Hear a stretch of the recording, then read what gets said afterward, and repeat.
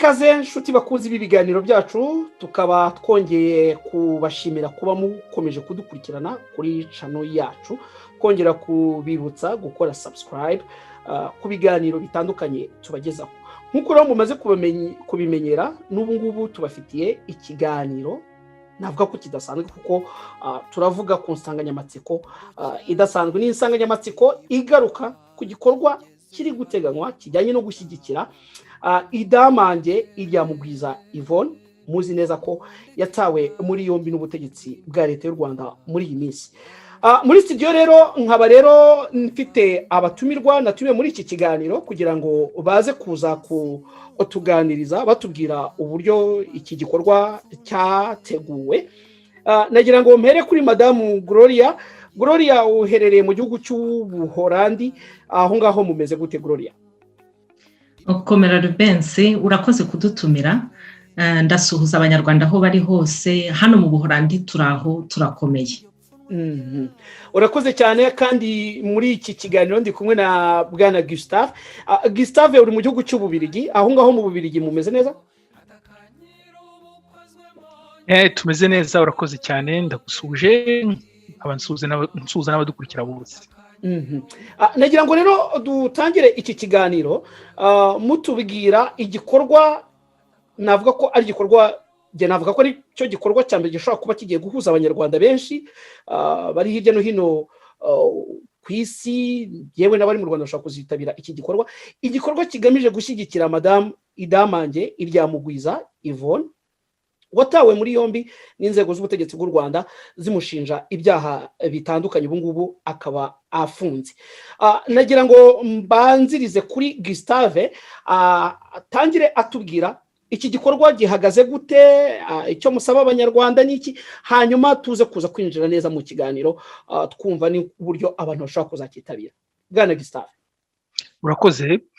Igikorwa ukuntu twagipanze ni ukugira ngo Abanyarwanda bose ndetse n'inshuti zabo zumva Ikinyarwanda zishobore kuzahurira ahantu hamwe ngo zerekane ko zishyigikiye uriya mubyeyi Yvonne Idamange, kandi ko ijambo yavuze ndetse yagiye avuga kenshi naryo barishyigikiye. Kugira ngo rero bishoboke, twatekereje ko twahurira ku murandasi, ni ukuvuga nk'ahantu ku murongo wa YouTube, abantu kuri internet, bakoresha internet, donc bari mu rugo, bari mu rugendo, bagize aho basura cyangwa se bari no guma mu rugo, aho ariho hose bafite internet bashobora kwikonekta bakaba bahurira ahantu hamwe. Aho hantu rero twahisemo ni ku murongo wa YouTube witwa Umutware, usanzwe ukora ibiganiro mu izina rya Freeman, umaze gukurikirwa n'Abanyarwanda. Afite ububasha rero nk'abandi bose bafite mu radio televiziyo zo kuri YouTube kwakira abantu bageze mu bihumbi n'ibihumbi ndetse na za miliyoni binavutse. Gahunda rero ni ukugira ngo Abanyarwanda bose ejo ku cyumweru tariki ya 28 z'ukwa kabiri bazafata telefoni yabo, computer, icyo ari cyo cyose kigera kuri internet, bakajya kuri iyo YouTube channel saa 2 za nimjoro ku isaha ya Kigali, saa moya Buseri, muri saa 10 z'i New York na Washington. Bakira mu kwinjira rero bazaza biyongera ku bandi, bako bazahita bongera umubare w'abahari, ariko none tukabakora cya gihe, ariko bakanashyiraho n'ubutumwa comment, kuko ubwo butumwa turifuza gukusanya ngo tukazabugeza no kuri Idamange igihe nikigera. Nibyo, urakoze cyane, uducire muri makeya, ariko reka tubanze dusubize inyuma amaso twinjira neza mu kiganiro. Nibutse abadukurikirana muri iki kiganiro, nahoze nsoma bimwe mu binyamakuru byandikirwa i Kigali batubwira ko ubushinjacyaha bw'u Rwanda bugiye kuregera urukiko dosiye ya Idamange umaze iminsi afunze.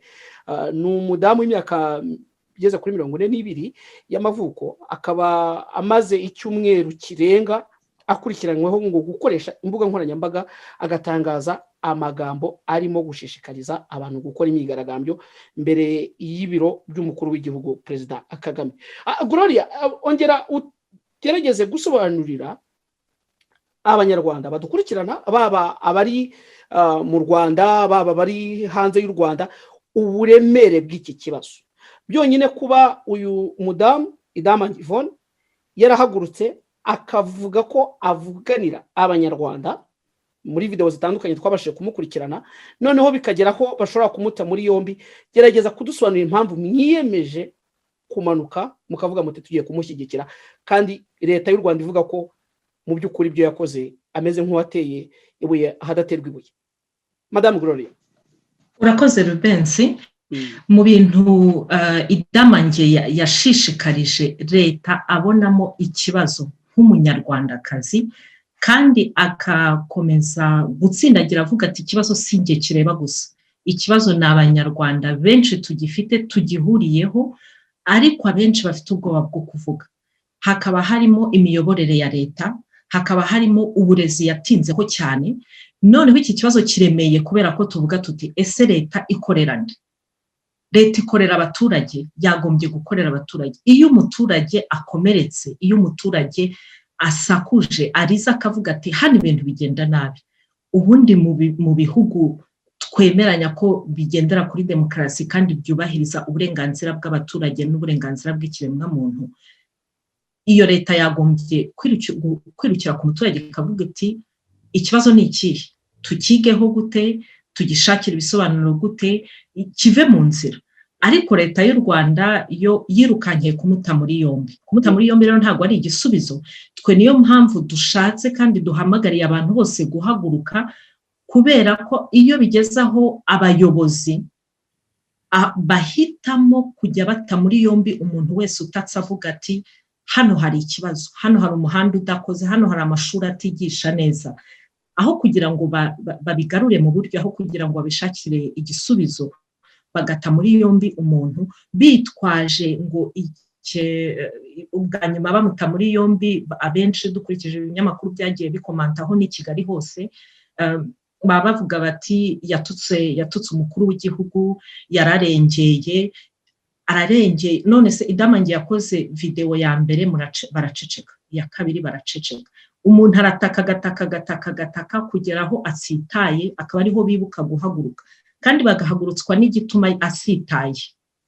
Rero niyo mpamvu duhamagarira abanyarwanda tukavuga tuti uburemere bumaze kuba bwinshi, ntabwo umunyarwanda wese utatse bazajya bamuta muri yombi aho kugira ngo babishakire igisubizo. Ibintu bigeze kure, ntabwo ahangaha turi kureba umupolitisiyene, ntabwo turi kureba umuntu uhagarariye ishyirahamwe riniri, turareba umunyarwanda watatse nk'umuturage uvuga ati njye ntacyo mpagarariye, nta shyaka mvugira, ntaki ndivugira, nkavugira abanyarwanda, abaturanyi, bene wacu. Niyo mpamvu tugomba kurekeraho. Ni nayo mpamvu mbona cyane cyane bino bintu ejo ku cyumweru, gahunda y'ejo ku cyumweru itureba twese, ntabwo ari mu rwego rw'ishyaka, ntabwo ari mu rwego rwa organisation. Ni ibintu bigeze iwa ndabaga, ibintu byararenze, abantu baricwa, abantu barakubitwa kubera ko batinyutse kuvuga. Niyo mpamvu tugomba kubirenga tukavuga tuti aho bigeze ntabwo dushobora gukomeza guceceka. Aha, uti ibintu bigeze iwa ndabaga. Twibutse abadukurikirana ko uretse Idamange hari n'abandi bantu bagiye baburirwa irengero, hari abafunzwe. Bigaragara ko umwuka ujyanye n'ubwisanzure mu Rwanda atari mwiza. Gloria, mbere yuko njya kuri Gustave, wavuga ko iki gikorwa aricyo gikorwa gikomeye abanyarwanda bateguye mu buryo bwihariye, yababeshye? Oya, ntabwo yababeshye. Ntabwo yababeshye kubera ko akenshi kugera ubu ngubu ibikorwa byagiye bikorwa mu bwiharire bw'ishyaka, bwa organisation, cyangwa se ukabona bitamirije wenda ku muntu wenda n'amarangamutima. Ahangaha ni handi Idamange si uwa mbere ibibazo bibayeho, ariko ni hahandi uvuga uti ibintu byabaye byinshi, amazi arenze inkombe, abantu aratabariza abanyarwanda ububi, mesure za covid zabateye inzara, abantu baricwa n'inzara, noneho yabatabariza akaba ariho haba ikibazo. kandi muri covid kuko twagiye tubona ibyemezo bagiye bafata aho byagiye bigeza abaturage, ntitwibagize abagiye bakubitwa, umudamu wakubiswe, niba nabita umudamu cyangwa umukobwa wakubiswe akavunwa mu mugongo. Ingero ni nyinshi ariko bigeza aho Abanyarwanda batakibasha kwifata ngo barebe ku ruhande avuga ati mpemuke ndamuke cyangwa mfunga amaso ndamuke, ntigishobotse mu Rwanda. Niyo mpamvu kino gikorwa nanjye navuga ni icyambere kirengeye, gihuje Abanyarwanda mu bwoko bwose, mu bice byose by'isi, bitarebeye ku byo bemera muri politike cyangwa mu bindi mu kundi kwemera kwaba, amadini byose bivangitiranyije. Abanyarwanda n'ubwa mbere ku bwanjye nababona bishyize hamwe bakavuga bati uno mutegarugori tumuvugire ku bushobozi bwose, kuko twese tumwibonamo mu buryo bwose. None Gustave, urumva Gloria yavuga ko kuko nanjye n'ibyo nanjye nari nkomoje mvuga ni iki gikorwa gishobora kuba aricyo cyambere gihuje Abanyarwanda benshi. Nigeze kuba nsoma amakuru atandukanye mbona ko murateganya ko iki gikorwa cyo gushyigikira madamu Idamange gishobora kuzitabirwa n'abantu ibihumbi n'ibihumbi. None ko Idamange atari wenyine urengana, atari nawe wenyine uzamuhira ijwi, nko muri iyi minsi hari umugabo bita Rusesabagina, imanza ze ziri gucibwa i Kigali, ndetse bigaragara cyane ko yashimuswe. Hari abantu bagiye bahura n'akarengane kenshi. Kuki ibi ngibi ari ubu ngubu aribwo bije bwana Gustave? Kuki Abanyarwanda aribwo noneho mubonye ko mushobora guhuriza hamwe? Hari kidasanzwe Yvonne mumubonamo, cyangwa nuko wa mugani nkuko Gloria yabivugaga koko bigeze wanda baka? Ikibazo cyiza cyane Rubens, urakoze cyane. Ku bwanjye mbona ikiranga ibikorwa n'ubutwari bwa Yvonne Idamange nuko yatinyutse kuvuga ibintu atabiciye inyuma, akoresha amagambo agera ku mitima y'Abanyarwanda kandi akavuga ibintu uko bikwiye kuvugwa. Hari n'abavuze ko yarengereye akavuga ibitari bikwiye kuvuga, ariko nicyo ngira ngo cyatumye abantu ku isi, Abanyarwanda ku isi hose no mu Rwanda bavuga bati ibyo uriya mudamu avuze tugomba kubikurikira. Ngira ngo YouTube ye y'iyo video ya mbere yatangaje mu mpera z'ukwezi kwa mbere yarengeje ibihumbi 200 by'abantu bayirebye nyuma y'iminsi 10. Ni ibintu bidasanzwe bigaragaza ko ukuntu yitwaye avuga ibibazo Abanyarwanda bafite, ariko karusho karanze ubutumwa yahaye Abanyarwanda. Icyo ni icyambere, ni imvugo yakoresheje wumva ko ari imvugo Abanyarwanda bagombaga kumva kugira ngo bakanguke cyangwa bahaguruke. Icya kabiri ngiye ku giti cyanjye mbona kiranga ubutwari bwe nuko barabivugiye i Kigali. Kuvugira i Kigali agatangira yivuga, avuga amazina ye yose, ati ndahagurutse, mfite Bibiliya, icyo bazakora cyose bazagikore, ariko ndanze ndabibuze. Tuzi ko mu Rwanda hari abandi koko bagerageje kandi bagikomeza kuvuga ku bintu bimeze ibibazo, ukuntu ubuyobozi butitwara neza, ariko Idamange akarusho nuko yatinyitse kubabwiza ukuri, akavuga na bamwe yabona ko bangamiye umutuzo n'umutekano w'Abanyarwanda kubera inyungu zabo za politiki. Ngira ngo koko nicyo kintu cyashituye abantu, kandi kubona ko ari n'umubyeyi uvuga uti mfite abana ariko umuryango nyarwanda uri kurira nawe ngomba kutabara. Ngira ngo biri mu bintu byashituye abantu. Muri make navuga ko ari imvugo irasa ku ntego yakoresheje, hakaba rero no kubera bivugiye i Kigali atihisha, ahubwo akemera n'ikizamubaho cyose. Ngira ngo ibyo bintu ni ibintu byageze ku Banyarwanda, nanjye ubwanjye nabibonye mu butware. Reka nibutse abadukurikirana none yenda baba batabizi cyangwa se mutarabikurikiranye cyane, uretse ko ntekereza ko nk'uko wabivuze video za Idamange zirivugira. Idamange ni umucikacumu wa jenoside yakorewe Abatutsi. Yanagaragaje uburyo ibigo nka za CNRG ndetse na za FARG mu by'ukuri bitigeze bikora inshingano bakwiye gukora barengera abacitse ku icumu rya jenoside yakorewe Abatutsi. aya magambo ni amagambo tutari tumenyereye nko mu myaka 5 cyangwa se 10 ishize, noneho akanakomoza avuga ati ntabwo none iki kibazo kiri mu Banyarwanda kikiri kuba bataracitse ku icumu gusa, noneho cyabaye cy'Abanyarwanda bose. Mu mwanya nahoze ndeba urutonde rw'abantu muteganya kuzakira muri iki gikorwa, nabonyemo munyemere mbivuge mu mazina yabyo, nabonyemo abo mu bwoko bw'Abahutu ndetse n'Abatutsi.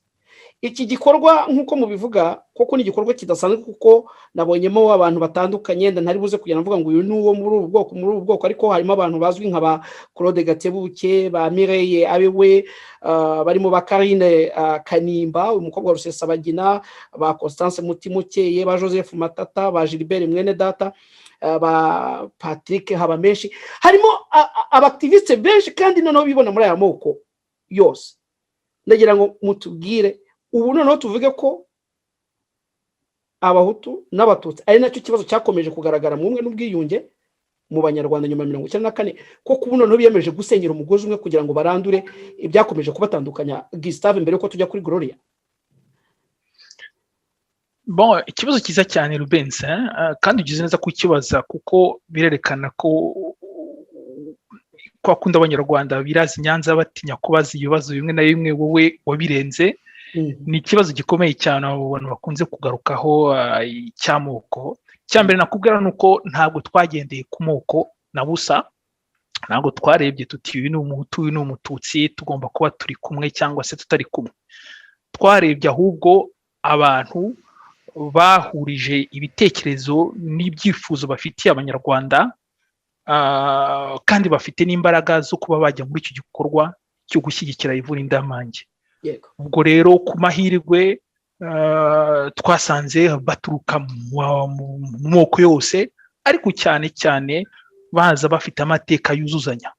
Ngiye ku giti cyanjye nashakaga abantu baza baraciye amateka anyuranye mu nzira zinyuranye,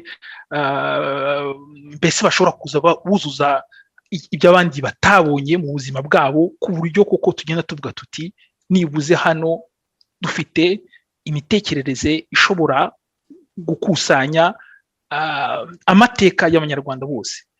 Ngiye ku giti cyanjye n'abenshi dukorana, ikintu dukomeyeho ni amateka, ntabwo ari ubwoko cyangwa se politiki cyangwa se utundi tuzu cyangwa utuntu nk'utwo. Ikintu burya gitanya abantu cyane ni ukuba baraciye mu mateka anyuranye, bigatuma bumva ibintu mu buryo bunyuranye, none bumva uko bagomba gukemura ibibazo mu buryo bunyuranye. Iyo rero mugize amahirwe mukaganira, mukuzuzanya, ibyo utaruzi urabimenya, ibyo batari bazi barabimenya. Ilisite rero ni abantu ngewe ku giti cyanyu mbona ko bahuje buzuzanya mu mateka y'Abanyarwanda, tukaba twizera ko bizadufasha gutanga ikiganiro cyiza no gutanga ibisobanuro bizanyura Abanyarwanda benshi bashoboka. Banyarwandakazi namwe Banyarwanda, kuri iki cyumweru ku itariki 28 Gashyantare muzaze dutabarize Idamange n'abandi tuzi ko bakeneye kurenganurwa. Azaba ari kuri YouTube y'Umutware isaa 2 z'ijoro amasaha yo mu Rwanda. Madame Idamange yavugije impanda itabaza, abibonaga ko mu Rwanda ibintu byari bigeze iwa Ndabaga. Ntitwemerere ko abafite amatwi ari mu rupfu amwe atumva bamucecekesha. Tubereke ko bashobora gufunga intumwa ariko batafunga ubutumwa. Nimuhaguruke dutabaza Imana ikiza Abanyarwanda iyi ngoma ya kirimbuzi. Dutabaza imiryango irengera uburenganzira bwa muntu amazi atararenga inkombe. Dore imbaga itabarika y'Abanyarwanda iri ku ngoyi ndengakamere. Dutabaza n'ibihugu byo mu karere u Rwanda ruherereyemo, nubwo bazi bibera hakurya y'imipaka yabo, badufashe kwamagana ku mugaragaro kubura kwa Perezida w'u Rwanda mu nama zihuza abakuru b'ibihugu. Babaza impamvu u Rwanda rufunga imipaka rukabangamira ubuhahirane, ndetse barurege guhungabanya umutekano muri ako karere. Abanyamatorero n'abanyamadini bareke kujya bareberera no kwigira banyoni nyinshi. Nibamagane inkuru mbi no kugomera Imana byabaye kimomo n'akarande mu Rwanda. Idamange yararenganye. Kuvuga ko Abanyarwanda bameze nk'intama zidafite umwungeri ninde utabibona. Kuvuga ibiriho ntibyakagombye kuba icyaha. Ndagira ngo mbwire ngo icyo nitayeho uyu munsi si ugucika cumu, icyo nitayeho kuba Umunyarwanda, kandi Umunyarwanda uharanira amahoro y'Abanyarwanda, yaba abacika cumu, yaba Abanyarwanda bandi batari abacika cumu babaga mu Rwanda, yaba Abanyarwanda bavuye hanze bababaye nkatwe. Muranyuma turasaba ko Idamange n'abandi bose bafunzwe bazira ibitekerezo byabo barekurwa. Idamange yavuze ko ubutegetsi bufata jenoside nk'ubuhiri buhondaguza abanze kubuyoboka no kuburamya. Twaboneraho gutabariza imfungwa ziregwa jenoside n'ingengabitekerezo yayo ari uko bavuze ibitagenda muri leta. Idamange arazira ko yavugiye abacikacumu ubutegetsi bukomeje kumarira ku icumu, ndetse yasabye ko amaraso y'Abanyarwanda yarekeraho kumeneka. Mbibutse ko tuzahura saa 2 z'ijoro amasaha yo mu Rwanda kuri iki cyumweru itariki 28 Gashyantare kuri YouTube y'Umutware. Murakoze.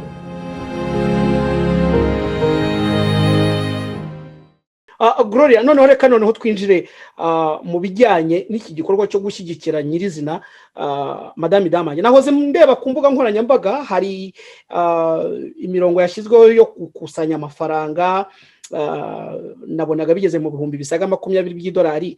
Aba bantu yenda baba bifuza gutera inkunga iki gikorwa, murabasaba iki? Hanyuma aya mafaranga ari gukusanywa munatubwire uburyo muteganya ko yazakoreshwamo mu gushyigikira Madame Idamange. Urakoze Rubense, nk'uko bivuze koko amafaranga ari kwiyongera, kandi ndagira ngo mbona akanya ko gushimira buri muntu inkunga yatanze. Amafaranga uko yabangana kose, inkunga yose ni karibu kandi ni ngombwa, ariyongerana arahura akabyara menshi. Ayo mafaranga rero dukomeje kuyakusanya kandi dukomeje guhagararira abantu kuyatanga, kubera ko azafasha gushyigikira kino gikorwa cyatangiye cyangwa cyakomeje. Reka mvuge nticyakomeje, kubera ko guharanira uburenganzira bw'ikiremwa muntu cyangwa kuvuga ko nk'uko nunze mu rya Gustave amateka y'abantu yagombye kuzuzanya n'ibintu byatangiye kera. Ariko ijambo rya Idamange, motivation ya Idamange n'ibyo yashyize kuri internet bikaba byaragushijemo buri wese akabasha kumwibonamo nk'uko nakomeje kuvuga.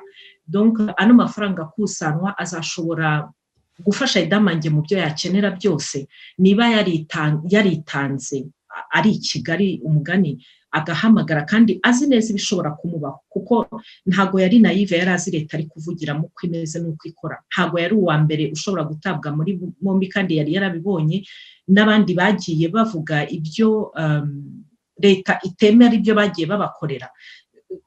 Ubwo ntigarutseho ko hari abantu bagiye bandika ati yari yifi cyangwa ntiyarazi ibyo akora cyangwa yarashutswe. Yarazi ibyo akora kuko ntago ari umwana, yarari mu gihugu abona uko gikora. Ari nayo mpamvu yavuze ati birarambiranye ko umuntu adashobora kuvuga amateka ye, birarambiranye ko umuntu adashobora gutaka. Ayo mafaranga rero ari gukusanwa azabasha kumufasha kugera ubu ngubu imanza ze zigomba kuba, ubwo butabera agomba kububona. Twifuza ko yabubona, nubwo leta yagombye kumuha ubwo butabera, tutizera ko kuko izamuha ubutabera, ariko dukeneye kubasha twebwe tubashe byibura twe yavugiye tumwibonamo, tubashe kugira icyo tumumarira. Idamange ni umubyeyi wasize abana 4 mu rugo, ejo ntihagire umwana we uburara, kandi twese yaratuvugiye. Idamange yaravuze ati amashuri hano uburezi ntibumeze neza. Arongera avuga ati nyamara sinivugira kubera ko ngiye w'abana banjye bari muri private sectors, niba ariko nazita. Ntago yari ari kuririra abana be, yaririraga abana b'umunyarwanda usanzwe mu mashuri asanzwe. Idamange mbere yuko bamufata twabonye ko yarabayeho, ntago yari ari kuririra amafaranga yo kubaho, yari yishoboye. Niba yarashoboye kurengera akavuga ati ibyo mvuga nubwo byankorewe ariko ntibyatumye ntabaho neza. Nubwo ari umucikacumu iyo senerije itashoboye gufasha nk'uko yagombye kumufasha, ariko we yashoboye kwigeza kuri nivo ashoboye kwibeshaho. Ariko akavuga ati hari bagenzi banjye batabibonye, akaba ari bavugira. Niho navuga nti abantu nibakomeze bafashe kugira ngo nawe watanze ubuzima bwe, kuko n'ubuzima bwe yatanze. Iyo aceceka aba yiyicara mu rugo n'abana be bakurikira ayo mashuri nta kibazo afite, cyangwa wenda aryama niyo yaba afite impungenge ariko akaryama nk'abandi banyarwanda benshi bafite izo mpungenge, ariko baryama batanasinzira ariko ntibafunze, ntibatandukanyijwe n'ababo. We rero niba yarishyize ahantu mu mazi abira, kuko niko nabyita, icyo twamubera noneho nitumubera umubyeyi nawe. nitubere abana be ababyeyi kubera ko ubu ngubu nta muntu bafite ejo ntazabure umunyamategeko ushobora kumuburanira neza n'ubushobozi kubera impamvu z'ubushobozi. Navuga rero nta mafaranga yaba too much, reka bari kumbivuga, kuko yatangiye igikorwa kizakomeza no gufasha abandi n'undi wese wabikenera kandi wahaguruka nawe kigashobora kumufasha. Ndahamagara abanyarwanda rero gukomeza bakitanga uko bashoboye, cyane cyane ko bashoboye kumwibonamo. Nahoze ndeba kuri GoFundMe, nibyo navugaga, mbona hamaze kujyaho ibihumbi bisaga 20 by'amadolari. None uretse GoFundMe hari undi murongo mufite mwabwira abantu gushyiraho ubu bufasha?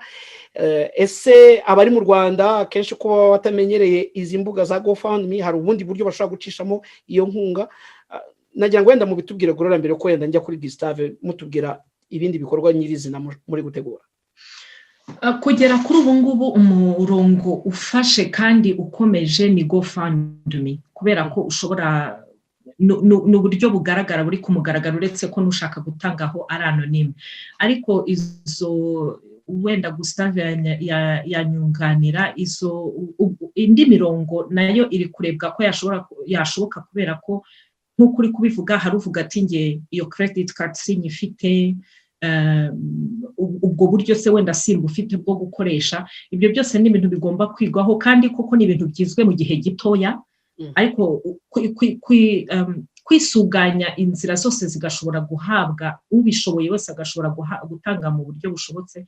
Ndumva ari ingingo ikiri kwigwaho, ariko Gustave niba wenda hari yindi information yaba afite giwe ntafite yanyunganira. Yego Gustave. No, ubivuze neza, twahisemo ko haba ahantu hamwe gusa abantu bashobora gutera inkunga, kuko abo twagiraga ngo dushyireho icyo kigega n'ababa hanze, ko bari mu Rwanda bafite ubundi buryo bafashanya hagati yabo, n'abari hanze cyane cyane bo bafite uburyo bwo gushyira amafaranga kuri internet bakoresheje za carte de crédit. Abadafite ubwo buryo bashobora kwegera inshuti zabo cyangwa se abantu b'umuryango babafashamwo, ariko twanze ko habaho uburyo bubiri cyangwa se bwinshi kugira ngo ntihazagire umuntu uyoba akaba yajya gushyira amafaranga ahantu hatariho. GoFundMe ni imwe gusa, n'iriya yafunguwe na Claude, nayo natwe twatangaje. Umuntu wenda ushaka kugira ukundi kunatanga ashobora kuduhamagara. Abantu bari muri iyi komite batangiye kumenyekana, ashobora kudushaka ku ruhande tukareba ukuntu twayakira, ariko abandi ni uguca kuri iyo GoFundMe. Ngira ngo abakurikirana iki kiganiro hasi ku mashusho turi buze kuza gushyiraho umurongo wa GoFundMe ndetse n'ubundi buryo mushaka gukoresha mushaka gufasha Idamange. None reka tujye ku gikorwa cyo kuri iki cyumweru, none tukinjiramo imbere. Biteye gute Gustave? Mwatubwiye ko ari ku isaha ya 2:00 ku isaha y'i Kigali kuri TV channel y'Umutware, ariko bimeze gute? Gerageza kuducira ku mwanya tugana ku musozo w'iki kiganiro. Nimba bivuga byose se ntago bizatuma abantu bataza. Reka twizere ko ahubwo bituma bazaza, kuko icyo twifuza n'ubwinshi bw'abantu bakitabira iki gikorwa. Bon, icyo navuga nuko hateganyijwe kuzahabwa ijambo abantu bageze kuri 20 bavuga mu bice 4 by'ikiganiro. Igice cya mbere kizavuga ku bibazo bya COVID. Idamange Yvonne yakomejeho cyane mu biganiro bye. Ikindi kibazo kivuge ku bijyanye n'ikibazo cy'itotezwa rikorerwa abacikacumu, kugira ngo nawe wabivuzeho karivuga ukuntu Idamange yavuze neza ukuntu CNRG ikora akazi kayo nabi. Ubwo rero hari ibindi bice bibiri ngira ngo byo nabambirekeye amatsiko y'abadukurikira. Sigaye rero ikindi kizashimisha abantu nuko hazafungurwa uburyo bwo gutanga comments. Umuntu wese ashobora gushyiramo comments, murumva ko za comments zitukana cyangwa se ziharabikana, izo ngizo tuzayigereza kuzirengagiza cyangwa se kuzikuraho, ariko comments abantu bazazirikane ko tuzazandukura tukazareba ukuntu tuzazigeza kuri Yvonne Idamange mu kantu k'agatabo ku buryo nawe aho azaba ari hose ntanafungurwa niyo atanava muri prison muri iyi minsi nibuze azabona incamake y'iki kiganiro na comments abantu bazaba bamwandikiye. Bishoboka ko no muri gereza ashobora kukibona. Numvise muri gereza zo mu Rwanda abantu bashobora kuvugira kuri telefone cyangwa se bakanakurikirana ibikorwa bijyanye n'itangazamakuru. Yewe kikoze niba twumva kandi akazaza nta kibazo, imiryango niye tuzamwakira nawe ashobora kugira icyo avuga. Nta kiganiro rwose nuko gipanze, asigaye dufite abazatwara icyo kiganiro babimenyereye ni Claude Gatebuke na Denise Zaneza, nibo bazaba bari MC b'icyo kiganiro, naho ubundi tukagira n'igihe cyo kumva abantu bari mu Rwanda kuri iyo liste, kuri urwo rutonde rurimo twashyize hanze uyu munsi. Hari abantu bari mu Rwanda bemeye kuza, ku buryo twizera ko hagiye kuba rwose igikorwa cyo guhuza Abanyarwanda bari hanze, bari mu Rwanda, bafite amateka anyuranye, bafite ibyo baciyemo binyuranye, ariko bose berekeza ahantu hamwe, ari uko ubuyobozi bwo mu Rwanda bwahinduka, niba butikosoye ubwabo bugashaka ukuntu hajyamo abandi bagakosora ibintu, ariko tukereka Abanyarwanda ko uhereye uyu mwaka ubuyobozi bubi Yvonne Idamange yatunze agatoki atari we wenyine, hari n'abandi benshi cyane rwose bifuza ko ibintu bihinduka. Mu magambo Yvonne yakoreshaga yagarutse ku kintu kijyanye n'impinduka. Impinduka iyo ugiye mu bijyanye na diplomasi cyangwa se ibijyanye na demokarasi, biganisha ku ijambo ryitwa revolution. Revolution ni ijambo riremereye cyane kandi navuga ko ritumvikana neza mu matwi y'Abanyarwanda. Iki gikorwa muri gukora ntabwo gishimangira revolution ari nayo Yvonne yahamagariye abantu gukora. Aho ntabwo mubona ko iki gikorwa gishobora kuzazana ibitari byiza mu batari babyumva mu matwi y'Abanyarwanda. Gustave, mbere yuko tujya kuri Gloria hanyuma tugana ku musozo. Ubajije neza cyane. Revolution mu Banyarwanda yumvikana mu buryo bunyuranye kandi bwibutsa butari bwiza, biterwa n'abari bo. Burya revolution iteka ryose iba nziza kuri bamwe ikaba mbi ku bandi. Kuko iyo uvuze revolution akenshi abantu bahita mu 1959 kandi bakavuga bati yamennye amaraso. Icyo nacyo ntekereza ko cyagiye mu mitwe y'abantu benshi. Voilà, ako ngako uvuze ahubwo niko Idamange yavuze, nge nakunze cyane. Yaramvuze ati revolution ya Bibiliya. Ni ukuvuga revolution idakorwa mu guhutaza, mu guhotorana, mu kumena amaraso. Ariko revolution iteka ryose ishobora no kuba revolution mu mitekerereze, ishobora kuba revolution mu kubana. Donc ijambo revolution iteka ryose ntibakarebe ko ari ibintu bijyanye n'ibyabaye muri 1959 cyangwa se mu Bafaransa umvaga ko ngo baje bakica abantu bagaca amajosi y'abami babo. Oya, revolution ikenewe mu Rwanda ni revolution yo kugira ngo dusezere ku kintu kimwe gusa: ubwoba bushyirwaho nyine n'ubutegetsi bushaka gutegekesha ubwoba, ariko cyane cyane buri mu Banyarwanda. Idamange yakoresheje iriya jambo kuko niryo ryari rikwiye kugira ngo Abanyarwanda n'ubuyobozi bumve ko ibintu bikomeye. Nibyo nakubwiye kare, nge nabonye mu butwari bwa Yvonne Idamange nuko yarenze ya magambo abantu bakoresha ngo tugomba kubwira, tugomba kwinginga, tugomba kumvisha, tugomba kwereka. Ati no, hakenewe revolution. Abantu bahita batega amatwi bati ibicyuga kugira ngo ibyo avuga biri inyuma byumvikane. Niba rero bashaka kwita kuvuga ko turi gukoresha revolution, bazaba bareba ikizavamwo. Igikenewe nuko abantu bavuga ko igihe kigeze kugira ngo imiyobere mibi ituma Abanyarwanda babana nabi, badafite uwo mutuzo kuri ibyo bibazo byose yavuze, yaba ibibazo by'ubuzima bwa buri munsi, ariko cyane cyane ibibazo by'amateka aremereye twaciyemo, iyo jenoside zikora nazwe bavuga ko zarebyiri burya. Donc ibyo bintu byose bigomba kumvikanwaho mu mutuzo, kandi niyo revolution ikeneye kugira ngo tuve mu buryo twagereje kubikemura imyaka 26 ishize. Madame Gloria, revolution murayikoza imitwe y'intoki.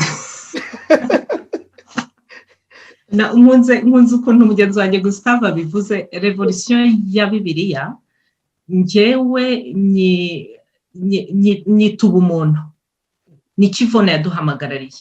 Ntabwo yaduhamagariye guhutaza abagenzi bacu, ntabwo yaduhamagariye kujya mu mihanda, ntabwo yahamagaye revolution y'59, ntabwo yahamagaye jenoside, nta mbaraga na zimwe yigeze ahamagarira muri iyo revolution. Umugani wa Gustave, ushaka kubyumvamo ubunabi azabyumvamo ubunabi. Erega ntabwo ushobora kumvuga kimwe n'abantu bose. Njye ndavuga nti noneho ahubwo the challenge, uwumva revolution ari negatifu azashyigikira Idamange mu bumuntu, azashyigikira Idamange mu bumuntu. Avuga ati mu ngingo enye cyane Idamange yakomojeho mu buyobozi bubi bwa leta. Gira ubumuntu, niba wowe leta itari yaguhemukira, ugirira ubumuntu we yahemukiye. Yego.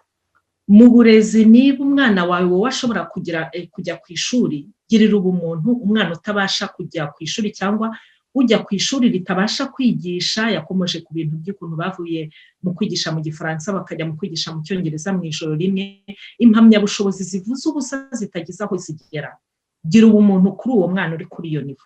Gira ubumuntu ku mucikacumu CNLG itagize ikimarira, akaba ubu ngubu ntaho afite ho kuba, cyangwa umwana we atabasha kujya ku ishuri. Gira ubumuntu. Nubasha gukora icyo kintu mu bumuntu, revolution zaba wayikoze. Iyo revolution ya Bibiliya tuzaze tuyikore kuri internet. Ngewe ntago ikibazo ari ku ijambo, ariko byaremerera ashobora kubona ubundi buryo bwose abikora, kubera ubumuntu afitiye mugenzi we. Kubera ko ubu ngubu, kubera ubwo bwoba bwaje mu Banyarwanda, umunyarwanda yaretse ubumuntu kugira ngo aramuke. Ubona mugenzi yawe bamuhutaza, leta imuhutaza cyangwa imugirira nabi, ukareba ku ruhande kugira ngo wowe ushobore kuramuka. Ni ubwoba kudatabariza umuntu, ntabwo ari umuco wacu. Umuco wacu wigisha gutabariza kandi ugatabara. Igihe usigaye ufite ubwoba bwo gutabariza no gutabara, rero nta bumuntu uba ugifite. Idamange nicyo yaduhamagarariye, dusubirane ubumuntu.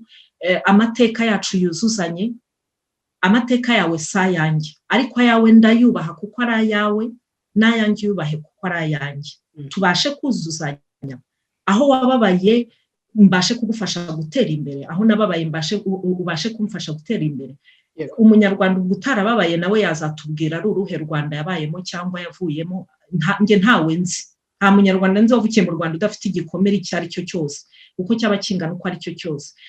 Idamange icyo yaduhamagarariye kigaruka cyane no mu byo Kizito yagiye atwigisha, ni ukumenya uwundi, agahinda ke ukakemera uko kameze, udashatse kugapimira ku munzani wakawe. Ibyo rero nge nibyo nahamagarira Abanyarwanda ngo bazaze, buri wese yumva undi.